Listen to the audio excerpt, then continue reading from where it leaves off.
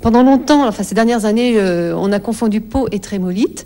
En fait, l'étude de l'INSERM avait montré dans certaines tribus, en particulier à Montfaoué et puis à Petit Coulis, que le pot de ces régions pouvait contenir de la trémolite.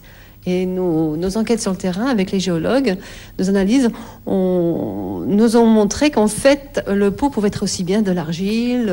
Et par rapport à ces observations et les prises de décision, est-ce qu'il n'y a pas eu un temps un peu trop long qui s'est écoulé? Trop long. En fait, une dizaine d'années voilà, mais pour pouvoir faire c'est vrai que pour pouvoir faire des analyses, il faut des données. Et en même temps, il faut aussi des instruments de mesure, comme disait tout à l'heure Fabrice Collin.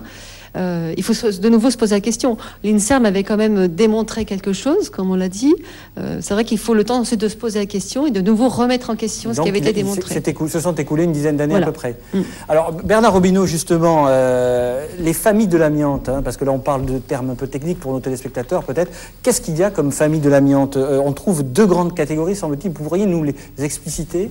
Oui, l'amiante, c'est un terme industriel donc qui concerne des minéraux qui ont des propriétés physiques intéressantes et ce sont des minéraux fibreux, on les appelle asbestes, aussi asbestiformes, et ces minéraux qui sont exploités pour l'industrie, ce sont essentiellement deux familles, la famille des serpentines dans lesquelles le représentant principal c'est le chrysotile et la famille des amphiboles et dans lesquels on va trouver la trémolite ici, mais dans lesquels il y a aussi la crocidolite, il y a d'autres minéraux qui sont exploités pour les propriétés. Et est-ce qu'avec la recherche qui a avancé, on a découvert d'autres fibres aujourd'hui? Effectivement, on se pose la question de savoir s'il n'existe pas d'autres minéraux fibreux qui ne sont pas utilisables pour leurs propriétés physiques, mais qui peuvent avoir la même nocivité pour l'homme et qui sont présentes dans des roches autres que celles que l'on connaît. Alors justement, maintenant parlons un petit peu des malades hein, de l'amiante, hein, de cette fibre. Monsieur Fabre, donc la DEVA-NC en a fait un peu son cheval de bataille. Hein, donc vous estimez qu'il y a combien de malades de l'amiante en Calédonie? Des malades, alors le recensement, il faut bien différencier les maladies bénignes des cancers. Dans le groupe des cancers, vous avez l'amphibole dont on parle toujours, parce que c'est effectivement le point intéressant, parce que on ne peut, le mésothéliome ne peut être dû qu'à l'amiante, et à l'amiante seule, et complètement indépendant du degré de tabagisme. C'est une maladie très grave dont l'espérance de vie, quand c'est découvert, est environ de 1 an maximum. Oui, mais il y a une incubation qui peut être très longue. L'incubation peut être une quarantaine d'années, et d'ailleurs les gens peuvent vivre pendant 40 ans avec un mésothéliome, enfin un début de mésothéliome, et sans en souffrir, sans manifester aucun inconvénient. C'est d'ailleurs le problème, c'est que il est possible actuellement, il serait possible, c'est-à-dire les scientifiques sont capables de détecter un mésothéliome très tôt. Mais la preuve déjà n'est pas tout à fait exacte. Il y a des faux positifs, des faux négatifs. Mais enfin, on peut le découvrir. Le mésothéliome, si on a bien compris, c'est le cancer de l'amiante. Voilà, tout à fait. Hein, tout à fait. Mais on pourrait le découvrir par l'analyse du sang. Mais ça ne sert à rien puisqu'on ne sait pas le soigner. Alors si vous dites à quelqu'un qui est contaminé à 25 ans qu'il est victime d'un mésothéliome, il va mourir à 60 ou 65 ans. C'est pas la peine de lui pourrir la vie alors qu'il ne va pas souffrir. Monsieur Fabre ? Le diagnostic actuel de mésothéliome est fait par... il faut recueillir des cellules. Ce sont donc soit des biopsies qui sont faites chirurgicalement, soit des pleuroscopies, c'est-à-dire que le pneumologue avec un fibroscope rentre dans la plèvre.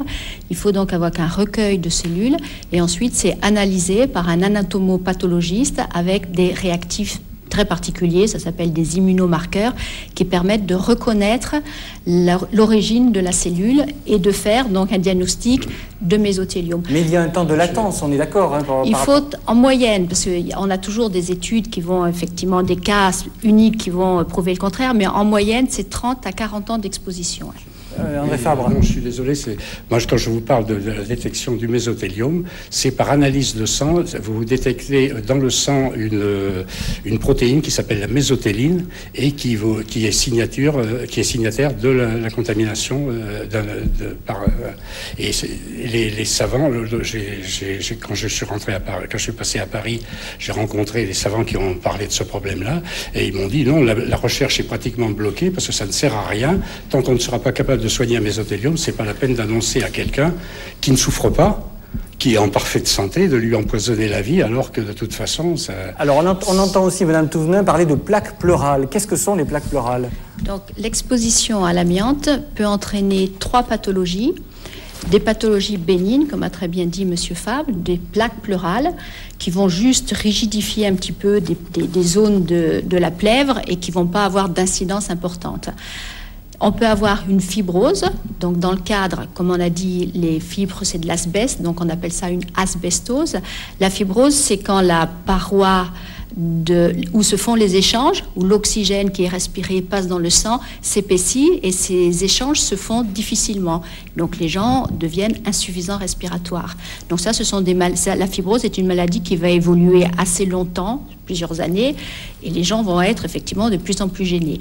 Et on en arrive quand même au gros problème, c'est le cancer. En sachant donc que l'amiante peut donner des cancers à la fois pleuraux, et là c'est vrai que c'est à peu près 100% des cas, on l'incrimine à l'amiante, et des cancers bronchopulmonaires. Donc les symptômes, si j'ai bien compris, c'est l'insuffisance respiratoire, ça commence comme ça. Alors on dépiste les cancers, on les dépiste par l'essoufflement, par la douleur, une toux qui traîne, un amaigrissement. Un amaigrissement en général, on cherche toujours. Justement, vous parlez de douleur, est-ce que il y a beaucoup de souffrance quand on a un cancer de l'amiante? Alors le mésothéliome est très douloureux, mais maintenant on sait très bien calmer. L'intérêt, c'est quand même effectivement, un patient cancéreux ne doit plus de nos jours souffrir. Et on a un panel de médicaments à notre disposition, donc on ne doit plus souffrir de cancer. Madame Baumann, selon le registre du cancer, justement, quel est le profil du malade? Y a-t-il un profil type, justement? Alors, il y a un profil épidémiologique en Nouvelle-Calédonie. Oui. C'est-à-dire qu'effectivement, la grande majorité des patients qui ont développé un cancer, un mésothéliome, sont des Mélanésiens, comme je vous ai dit tout à l'heure, qui habitent la grande majorité, qui sont dans la région de Wailou-Bourail ou dans la Konetiwaka. Ensuite, ça répartit dans différentes tribus. Autant d'hommes que de femmes, comme le disait tout à l'heure Mme Touvenin, et des cas qui commencent dès l'âge de 30 ans. De façon tout à fait, je vais dire, égale dans chaque tranche d'âge. André Fabre? Oui, c'est exact. Pour en revenir à la répartition des cancers, donc on pense qu'il y a, pour un mésothéliome, il y a environ 2,76, ça c'est les statistiques métropolitaines dans le cadre des maladies professionnelles, il y a 2,76, c'est-à-dire qu'en Calédonie, avec 8 mésothéliomes par an et des cancers bronchopulmonaires, on arrive à un total de 30 décès annuels dus au cancer. Et il y a la cohorte importante, et c'est celle-là d'ailleurs, c'est les gens qui adhèrent à l'Andeva, ce sont des gens qui ont des insuffisances respiratoires, et il y a environ 100 nouveaux cas chaque année qui sont déclarés. Alors justement, mais comment peut-on distinguer le cancer du poumon du fumeur et le cancer de l'amiante? Parce que là, il y a une possibilité de le faire. Non, hélas, non, pas du. Enfin, hélas, de toute façon, ce sont des cancers qui nécessitent la même attention médicale. Enfin, les docteurs sur le plateau vous le confirmeront.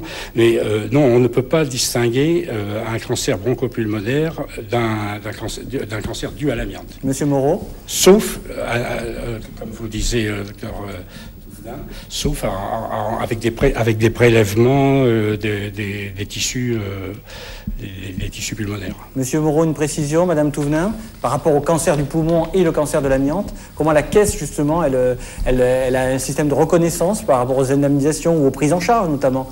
Votre micro. Donc, effectivement, la maladie relative à l'amiante est prise en charge par la Caisse. Il y a toute une procédure de reconnaissance. Dans un premier temps, effectivement, il y a un dispositif, le tableau de maladie professionnelle, qui fixe des conditions. Chaque tableau fixe des conditions. Si ces conditions ne sont pas remplies, donc un dossier est transmis à un comité territorial de reconnaissance des maladies professionnelles. Ce comité est au collège de 3 médecins, un médecin hospitalier, spécialiste de la pathologie concernée, le médecin inspecteur du travail et le médecin-chef du contrôle médical. Ce collège de 3 médecins, après examen du dossier, va émettre un avis. Cet avis s'impose à la CAFAT, qui va notifier une décision à la victime, soit une décision de reconnaissance, soit un rejet de la demande. Évidemment, lorsqu'il s'agit d'un rejet, la victime a toujours cette possibilité de contester cette décision auprès du tribunal du travail. La procédure est gratuite. Madame Touvenin, une réaction. Oui, je vais juste préciser, à partir du moment où les personnes ont été exposées professionnellement, c'est-à-dire ont des certificats de travail et où il y a eu exposition à l'amiante, s'il y a un cancer, il sera reconnu en maladie professionnelle. Dans les tableaux professionnels, il faut donc qu'il y ait le diagnostic qui soit précis, il faut qu'il y ait une exposition. Si on demande d'être connu comme mésothéliome, il faut avoir été exposé à l'amiante. Et puis, il y a un délai aussi c'est le temps après lequel le diagnostic est fait par rapport à l'arrêt de l'exposition. Effectivement, donc il y a 3 conditions. Donc, d'une part, il faut que cette maladie soit désignée dans un tableau. Il faut que la victime soit exposée au risque. Et troisième critère, il faut que la première constatation médicale se situe dans le délai de prise en charge suivant l'exposition au risque. Donc, ce sont 3 conditions. D'accord, 3 conditions. Mais Madame Touvenin, entre cancer du fumeur, poumon, et cancer amiante, quand même, la frontière est très, très, très fine. Alors, on peut dire si la personne a été exposée en faisant des prélèvements, mais ce que je veux dire, c'est peut-être pas très clair ce qu'on est en train de dire, c'est que le bénéfice du doute est au bénéfice du patient. C'est-à-dire s'il y a exposition professionnelle, même s'il a été fumeur, il va être pris en maladie professionnelle. Ce qui est très important quand même, là, si jamais il y a un message à faire passer, c'est que le tabac potentialise énormément la survenue d'un cancer le bronchopulmonaire, pas le mésothéliome. Donc s'il y a vraiment un message à faire passer, c'est si on n'arrive pas à retirer complètement l'amiante sur le territoire, au moins pour le tabac, on peut faire quelque chose. C'est-à-dire qu'un cancer, un fumeur a 10 ou 20 fois plus de chances, c'est cela? Selon les études, à peu près 10 à 20 fois plus de chances de faire un cancer s'il est exposé à l'amiante et s'il fume. Et Monsieur Moreau, combien de malades ont été recensés par la Caisse depuis un certain nombre d'années, disons 5 ans, comme étant malades de cancer de l'amiante? Oui, entre 2004 et 2007, nous avons recensé, du moins reconnu, 16 maladies professionnelles, dont la majorité concerne des affections pleurales. 16, c'est quand même peu? Oui, effectivement, donc c'est un petit nombre qui s'expliquait par 2 facteurs. Donc, le premier, on pourrait dire un défaut d'information, donc une sous-déclaration qui serait éventuellement liée à un défaut d'information. Et le second facteur, c'est les maladies relatives à l'amiante se développent sur une longue durée. Un cancer va se déclarer 30 ans, une moyenne de 30 années après l'exposition au risque. Donc ce sont deux facteurs qui pourraient expliquer ce petit nombre de maladies reconnues par la Caisse. Monsieur Fabre, une réaction? Oui, j'ai d'ailleurs sous les yeux là, un tableau récapitulatif établi par la direction du travail. Et dans les années 2001, 2002, 2003, il n'y avait aucune affection provoquée par les poussières d'amiante. En 2004, il y a eu les 2 premières. Et depuis, il y en a beaucoup. Et comme par hasard, c'est en 2004 on a commencé à soulever le problème en tant qu'association. Donc l'information progresse, on va dire, Monsieur Moreau. Oui, tout à fait. Et ce genre d'émission, ce type d'émission contribue effectivement à informer le public. Alors l'ADEVA cherche, non pas des responsables, mais cherche à indemniser des malades, puisque c'est un peu le combat de l'ANDEVA en métropole, l'ADEVA Nouvelle-Calédonie. Où en est-elle finalement par rapport, vous nous avez dit, vos adhérents sont souvent des malades, sont presque que des malades. Où en êtes-vous dans l'indemnisation de ces malades? C'est un sujet justement qui nous préoccupe beaucoup parce qu'effectivement, comme vous avez tout à fait raison, nous occupons de l'amiante, nous en parlons beaucoup, nous sommes un peu en conflit avec les gens qui sont susceptibles d'être responsables dans cette affaire-là, mais c'est simplement, c'est pas notre rôle. Notre rôle, effectivement, c'est de nous occuper des malades. Alors justement, comment faites-vous? Où en êtes-vous? Parce que je crois qu'il y a un fonds d'indemnisation des victimes de l'amiante en métropole, et nous allons parler avec Madame Robineau, qui ne s'applique pas formellement ici. Alors comment faites-vous, vous, en débat? Alors, il ne s'applique pas. Pourquoi? Parce qu'il y a vraiment un problème scandaleux. D'abord, vous avez combien de dossiers? J'ai une vingtaine de dossiers, mais j'en ai 25, mais j'en ai 17 qui sont déposés à Paris les premiers sont depuis plus de 2 ans, 2 ans et demi.